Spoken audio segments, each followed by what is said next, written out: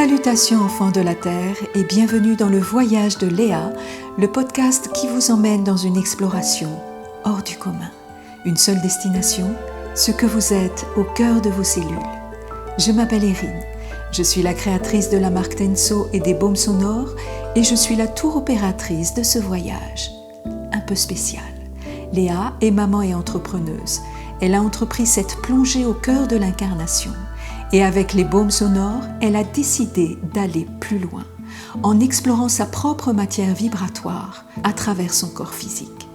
Dans cet épisode, nous abordons la première étape de ce voyage. Léa nous parle de sa rencontre avec les baumes sonores et nous raconte sa première traversée avec le baume sonore numéro 18, dédié au ventre. Vous êtes les bienvenus à bord. Pensez à vous abonner et à partager ce podcast.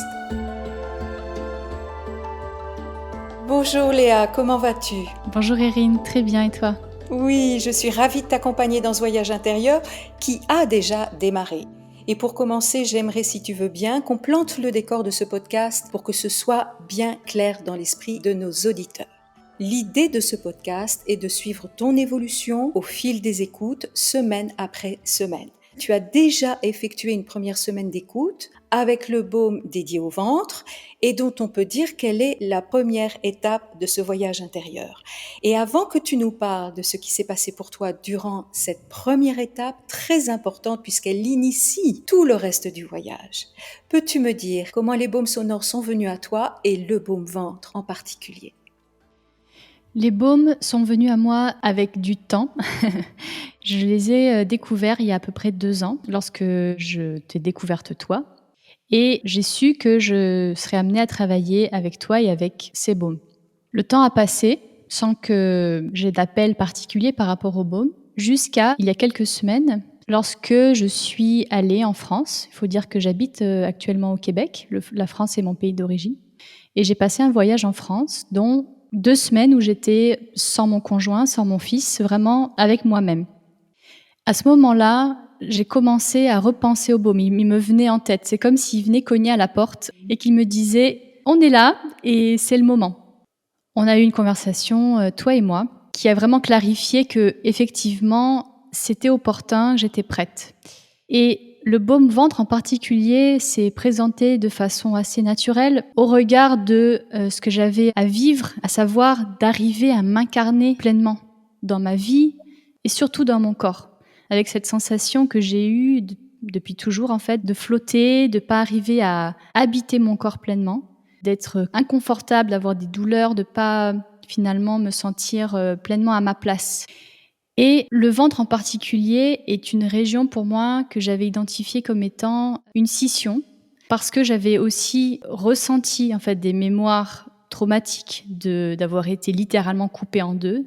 Et je sentais vraiment qu'il y avait cette délimitation, avec un haut du corps qui était très animé, très actif, très connecté, et un bas du corps un peu déserté, comme si ça n'arrivait pas à descendre, que mon être n'arrivait pas vraiment à descendre jusque dans mon bassin, mes jambes, mes pieds, et au-delà, en fait, vraiment de me connecter à la terre et d'être réconciliée avec l'idée d'être ici sur terre. Exactement. Et en fait, tu vois, le ventre, c'est un espace du corps très particulier. C'est ce que j'appelle la zone marécageuse. On parle souvent de plafond de verre à faire éclater. Là, je dirais que c'est un plancher à faire éclater pour descendre en dessous. Et quand tu parles de ce haut du corps qui est hyperactif, c'est assez normal ce déséquilibre parce que à chaque fois qu'il y a une forme d'hypertrophie, ça s'accompagne d'une atrophie. Donc c'est comme si tu avais le haut du corps hypertrophié et par voie de conséquence, un bas du corps atrophié. Je te parle ça en termes d'énergie. Oui, tout à fait. Et on parle de descente en incarnation, on ne parle pas de montée en incarnation. Et donc, les difficultés à descendre en incarnation peuvent se scléroser, se cristalliser au niveau du ventre, qui est ce plancher de verre, cette zone marécageuse au-delà de laquelle on dit « Ok, moi je vais pas plus bas. C'est trop douloureux, ça me rappelle trop de choses difficiles, peu importe. » Et c'est comme si inconsciemment, tu avais fixé une limite dans cette descente en incarnation en disant « Comptez pas sur moi, je ne descends pas au rez-de-chaussée. » Tu vois ? C'est ça. C'est intéressant parce que le ventre, c'est une zone très molle dans le corps. Dans le haut du corps, c'est très architecturé. Il y a les côtes, la cage thoracique. Dans le bas du corps, tu vas avoir les hanches, les jambes, les tibias, les pieds, les chevilles. Et le ventre, c'est vraiment le sas intermédiaire, la zone la plus marécageuse de l'être. Et ce marécage, il est plus ou moins saumâtre, habité de cadavres ou de mémoires, et il est à traverser. C'est-à-dire que tu peux pas ne pas le drainer, comme quand on draine une rivière, il y a des choses qui remontent. C'est ce qu'il te fallait dépasser, c'est-à-dire la peur de ce plancher, de cette limite que tu t'étais inconsciemment fixée, pour surtout pas revivre l'inconfort et la densité de l'incarnation. J'y vais, mais un peu, tu vois. C'est quelqu'un qui va apprendre à nager, mais qui reste un pied sur le bord de l'eau. Ça marche pas. Et qu'est-ce que ça veut dire de pas habiter son corps? Parce que c'est un vrai sujet, ça. Oui, bon, j'ai un corps physique, soit il est en santé, soit il est pas en santé, soit je suis bien dedans, soit je suis pas bien dedans. Et s'il y a un problème, je le règle selon mon niveau de conscience, et puis ça repart. Mais en réalité, c'est la manière dont on vit le corps, dont on habite le corps, qui conditionne la manière dont on agit dans ce monde. D'où les difficultés que tu as pu rencontrer. Effectivement, en haut, c'est hypertrophié, c'est-à-dire j'ai les idées, j'ai l'exigence, j'ai les compétences, je sais conceptualiser. Mais conceptualiser n'est pas matérialiser.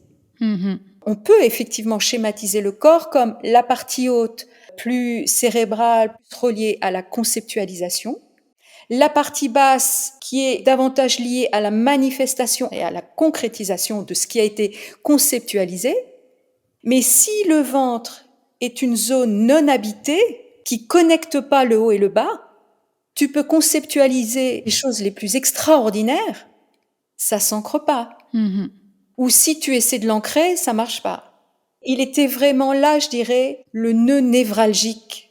Et très rapidement, ce qui est apparu dans notre échange, c'était ce baume-ventre, parce que c'était la zone que tu n'arrivais pas à investir et à dépasser pour vraiment descendre à l'étage inférieur, mais qui n'est pas inférieur en termes de fréquence, tu vois, parce qu'on met de la valeur là où il devrait pas y en avoir. C'est-à-dire le haut, c'est bien, c'est l'intelligence, etc. Puis le bas, c'est le système digestif, la sexualité, c'est les zones d'évacuation, c'est beaucoup moins noble, tu vois, dans l'imaginaire par rapport au corps. Mais c'est par là que ça passe, pour ancrer ce qui a été conceptualisé en lettres d'or. Tu vois? Oui. Alors j'aimerais bien que tu reviennes sur la manière dont tu avais envisagé de l'écouter, c'est-à-dire, je vais attendre de rentrer dans mes pénates. C'est pas ce qui s'est passé. Exactement. En fait, j'étais à ce moment-là à Paris, chez une amie. Je m'étais dit que je commencerais la cure d'une semaine à mon retour. Et là, j'étais au lit, il était 1h du matin, j'arrivais pas vraiment à dormir. Et ça me disait non, c'est maintenant, c'est maintenant, c'est maintenant. Donc, je me suis procuré le baume-ventre et j'ai fait ma première écoute à ce moment-là.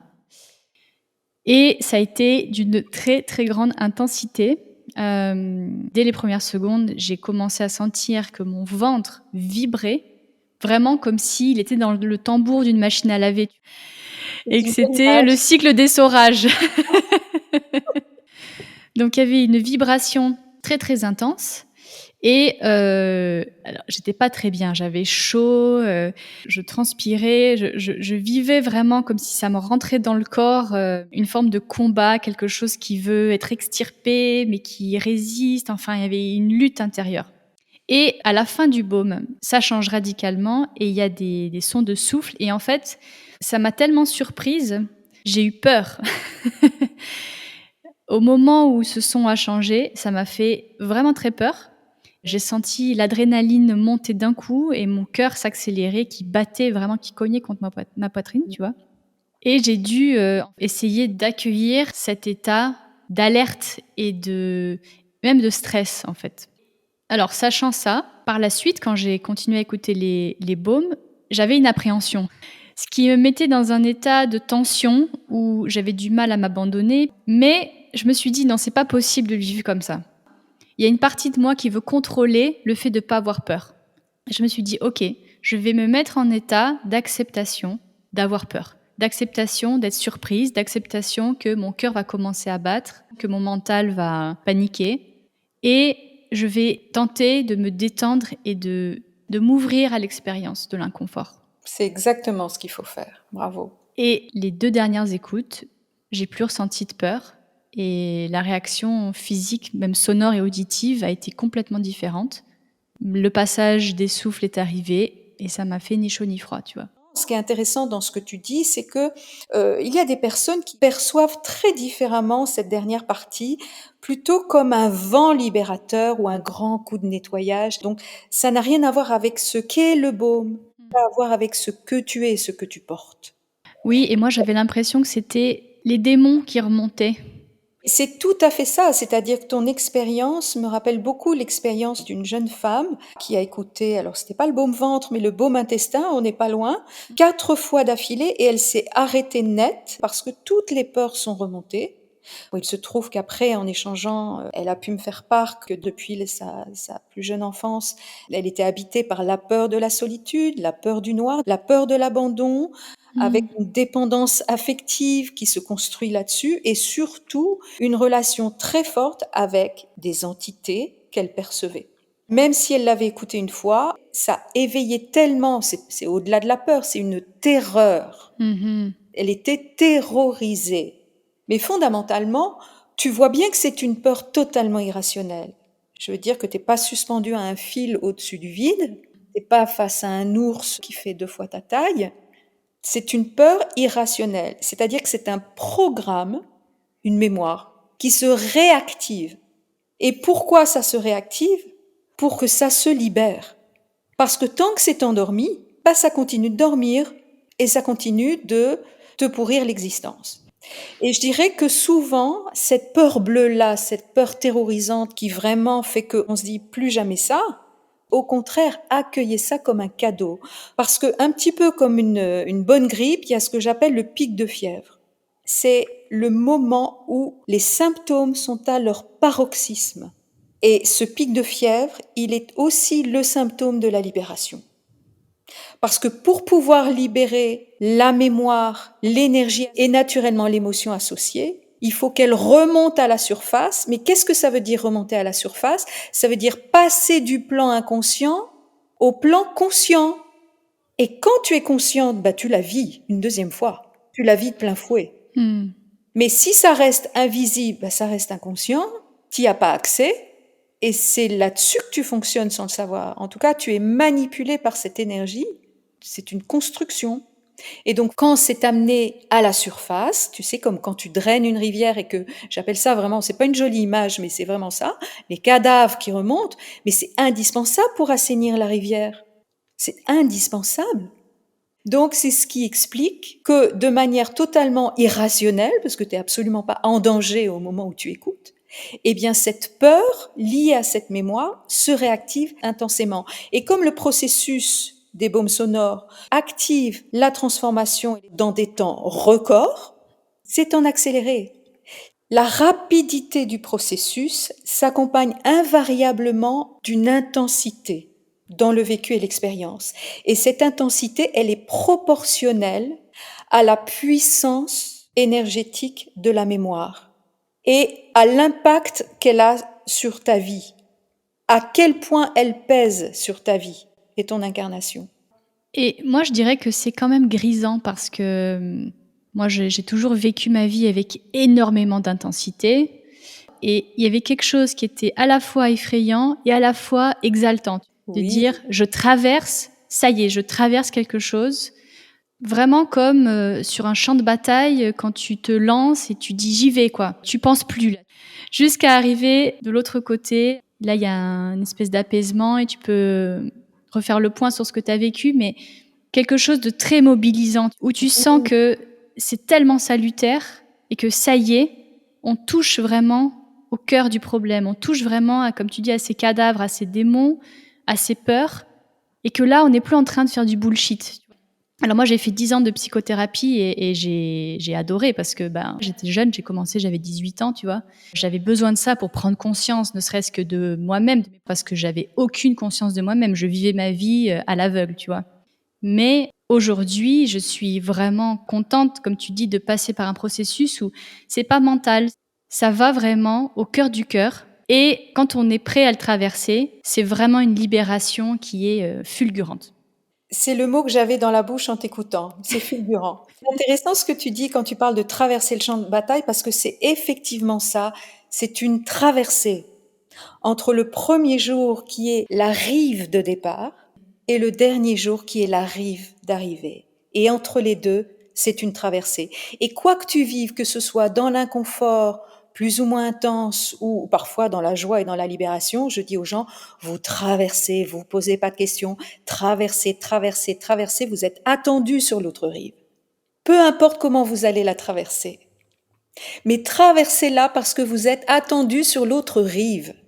Et ça, que le mental comprenne, qu'il tente de s'approprier la traversée pour s'y sentir à l'aise, pour qu'elle soit suffisamment valorisante pour le mythe qu'il se construit, ça fait aucune différence.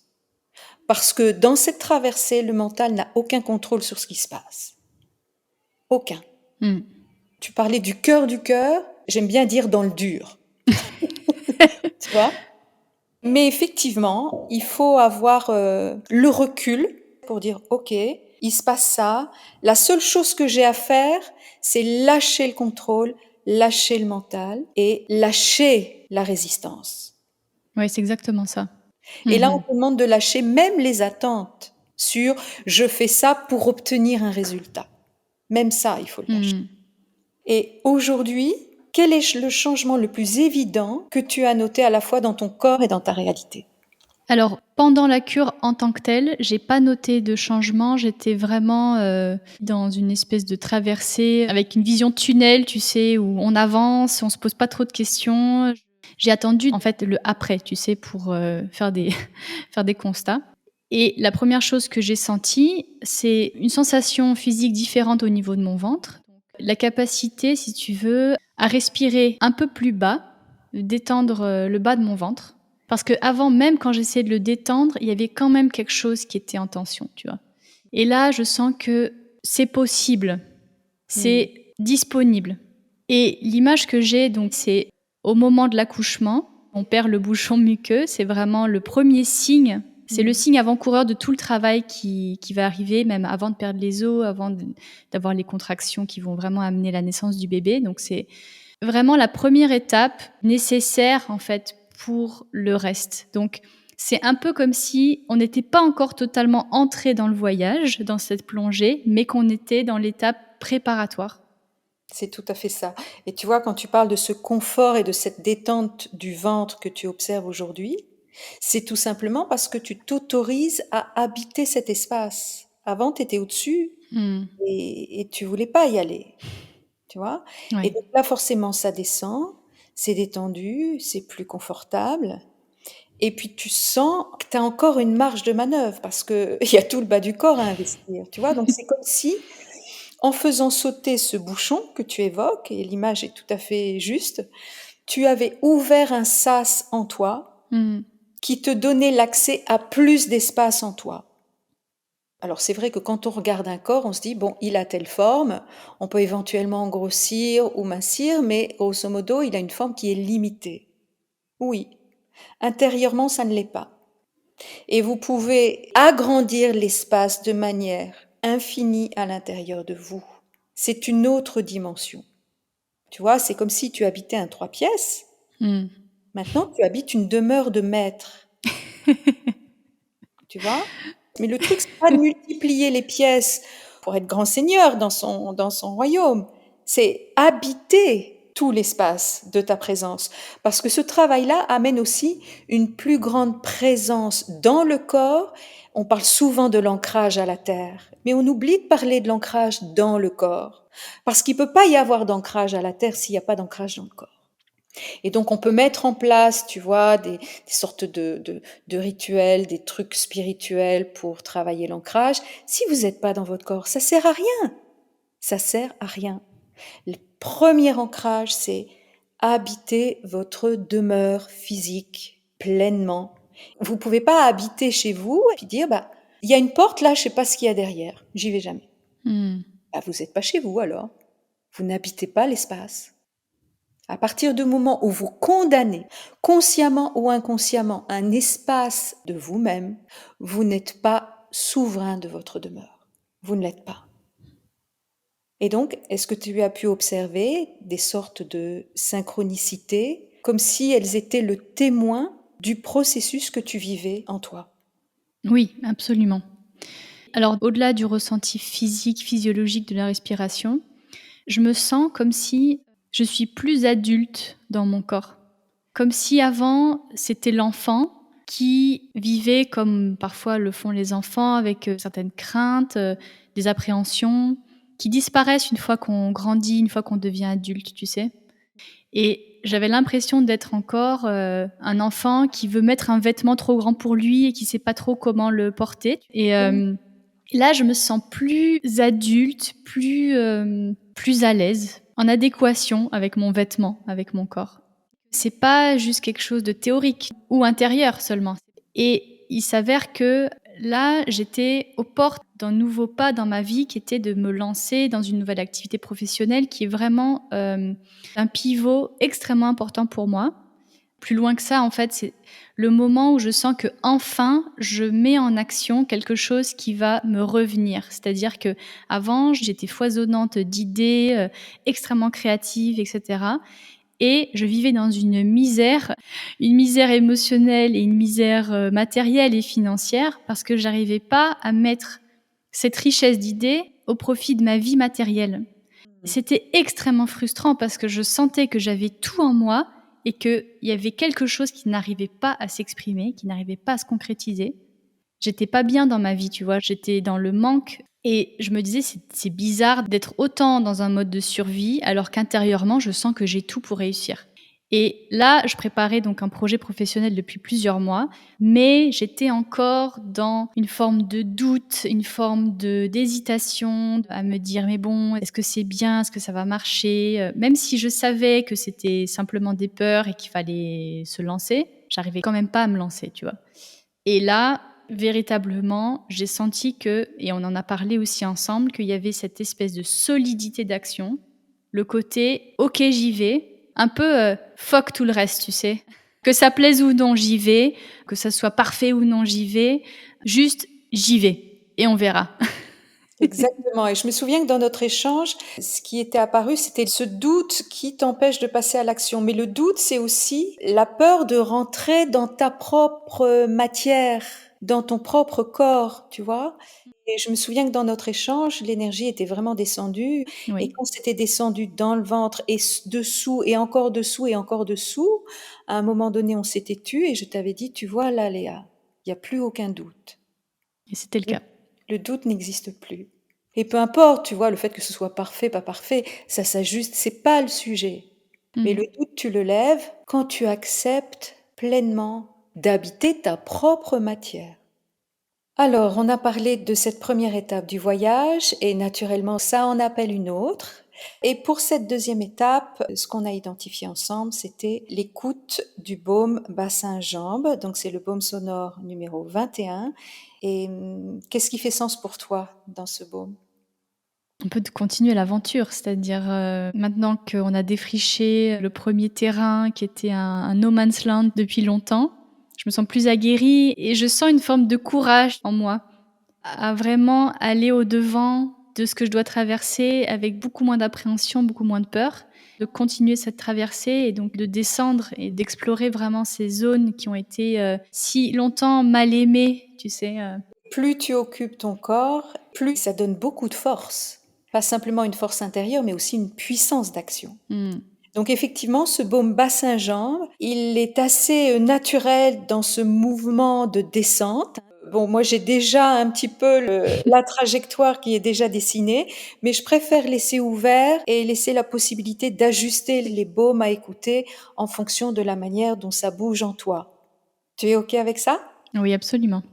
Et si tu devais décrire cette toute première étape en un mot ou en une phrase, qu'est-ce que tu pourrais en dire, Léa?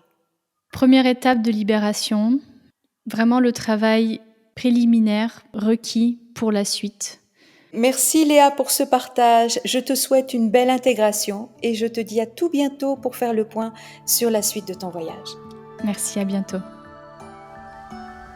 Si vous aussi, vous avez envie de vous lancer dans cette aventure intérieure, rendez-vous sur le site de la marque Tenso pour découvrir l'univers des baumes sonores ainsi que toutes les ressources mises à votre disposition. N'hésitez pas à poser vos questions ou à demander un conseil personnalisé. Je me ferai une immense joie de vous guider. Sur ce, enfants de la Terre, je vous donne rendez-vous pour la prochaine étape du voyage de Léa. Et rappelez-vous, le plus beau voyage est celui qui vous ramène à vous, dans votre centre, au plus près de votre essence fondamentale. À très bientôt.